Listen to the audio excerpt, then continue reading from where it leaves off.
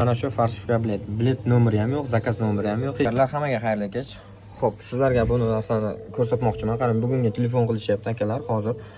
Kimdandir falsifika bilet olib qo'ygan, aeroportdamiz deyapti. Jut ovozli xabarlarni qo'yish shart emas. Lekin bizlarga bilet bron qilib bering dedi. Bugunga hozirgida aeroportdamiz dedi. Keyin biz alfa raqamlarni tashladik. Biz bron qildik mana shuni. Hozirga ishonmasangiz 13-may kuni 9:50 dagina bron qilyapmiz. Bizlarga pul tashlab beryapti sirazi.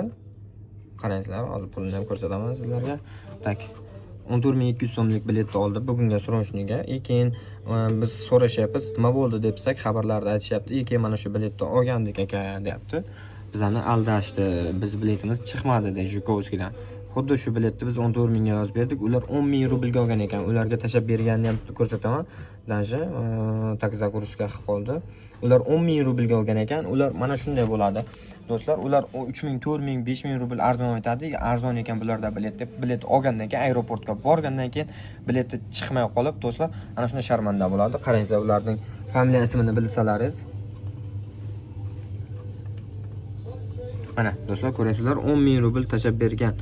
Kim bo'lsa Mavludaga opaga tashab berilgan, 10 ming rubl tashab berilgan, bileti chiqmagan. Biz aytganimizdan keyin xudo xolasa ular uchib ketishdi. Biza bo'ldi bilet bron qilindi degandan keyin уже boravering deb telefon qildik. Rahmat aka, o'tib ketdi deyishdi ular.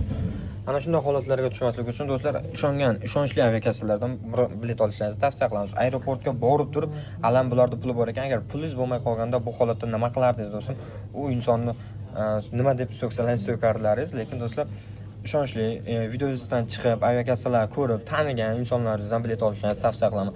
Chunki hammamiz musofirmiz, musofirchilikda ishlagan ekanmiz. 10 ming bo'lsa ham pul bo'ladi, 1000 rubl bo'lsa ham pul bo'ladi. Pullaringizni ehtiyot qilingizlar, yaxshi narsaga sarf qilingizlar. Qani ketdik.